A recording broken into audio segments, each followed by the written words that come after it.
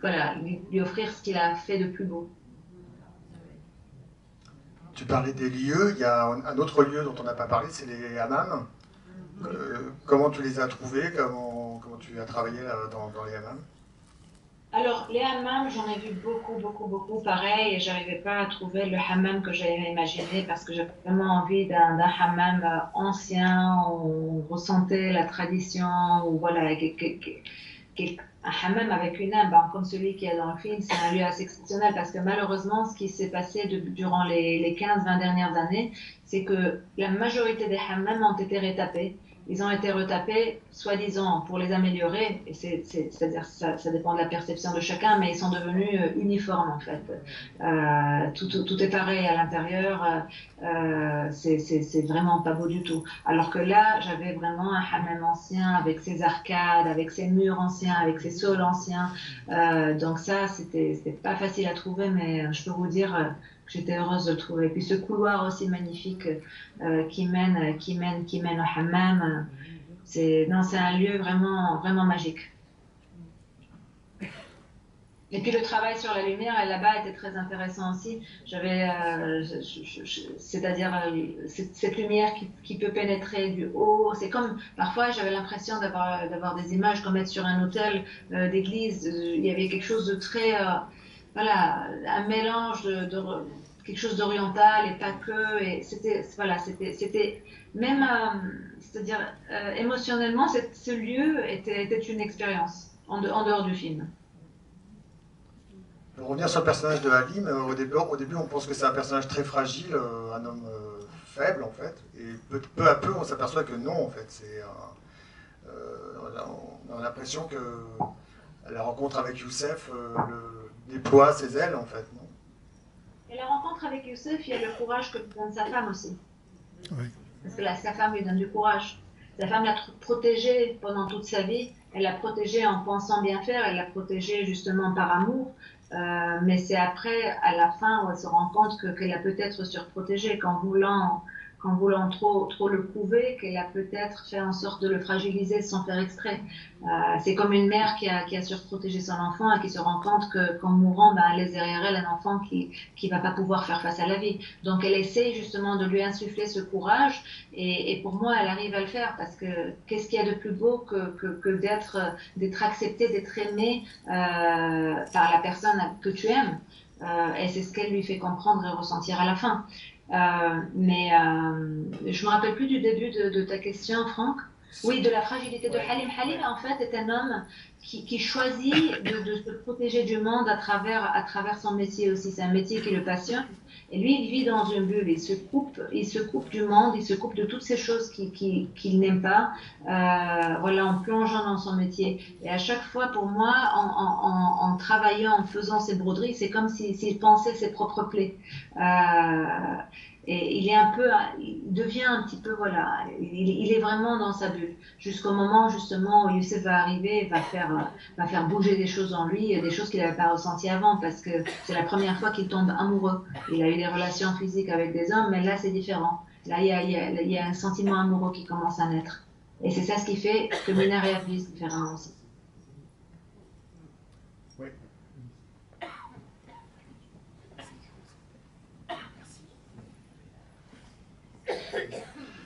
Bonsoir. Alors, moi, je voulais revenir sur le hammam, puisque un des points du film, c'est l'homosexualité, et qui se passe clairement dans le hammam, qui a l'air d'être quelque chose d'assez commun, puisque enfin, ça entre dans la cabine individuelle, ça sort. Il y a un passage très. Alors, est-ce que c'est. Comment je vais dire?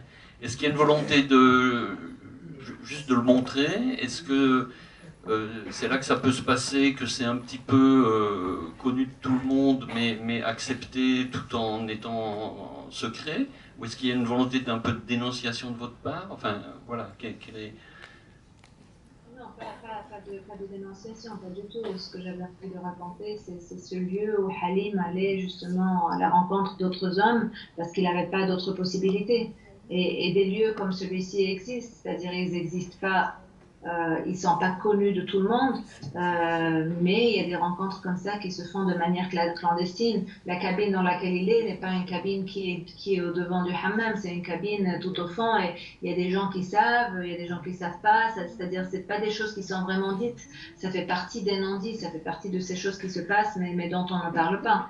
Mais j'avais pas envie de dénoncer ça, j'avais juste envie de raconter justement comment cet homme vivait son désir, par quel biais justement il pouvait se permettre de le faire, parce que dans le contexte dans lequel il évolue, il n'y a pas beaucoup d'espace de liberté pour rencontrer d'autres hommes. J'aimerais revenir sur ton plan final. Est-ce que tu l'avais imaginé comme ça au début? Est-ce qu'il était prévu, ces deux hommes à la table du café? Bien sûr. Oui, il était prévu et je l'avais imaginé comme ça. J'avais envie justement de balayer le visage de tous ces autres hommes dans ce café. Ce même café où Halim avait été avec Mina et que Mina était quelque part l'intruse.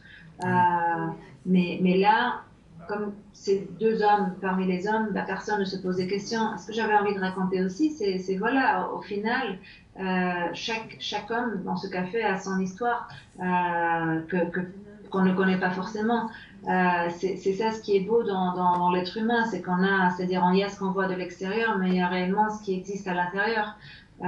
Et dans cette dernière scène tellement masculine, chacun vit ses expériences intérieurement, mais nous, on a connu Halim et Youssef. Halim et Youssef sont à l'intérieur de tous ces autres hommes, mais nous, on les connaît. On connaît leur amour, je ne sais pas comment exprimer ça, mais je pense que vous avez peut-être compris ce que je voulais dire. Très bien. Oui, je passe de l'autre côté. Petite seconde, Mariam.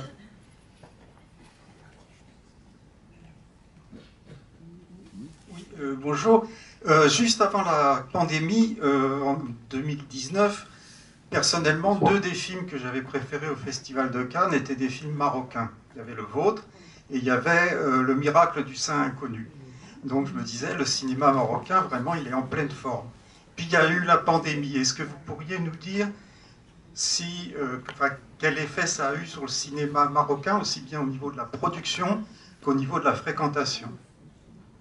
Mais je pense que ça a été le même effet un petit peu partout dans le monde. C'est-à-dire les salles étaient fermées, pareil ici, la production s'est arrêtée. Moi j'ai tourné mon film, justement ça c'était une des grosses contraintes, c'était qu'on tournait juste après la pandémie et que bon, c'était le moment où les frontières ouvraient, fermaient à nouveau, qu'il n'y avait rien de certain, qu'il y avait encore des cas, et donc c'était tourné sans savoir s'il y aurait un lendemain, parce qu'il aurait suffi qu'il y ait un cas de Covid pour tout arrêter. Donc il y avait cette tension aussi, et puis les frontières qui s'étaient fermées avec des techniciens qui arrivaient d'étrangers, et puis la comédienne aussi, donc Loubna, frontières qui sont fermées, derrière, voilà, c'était quand même pas évident. Et puis ça a été la même chose pour tout le monde.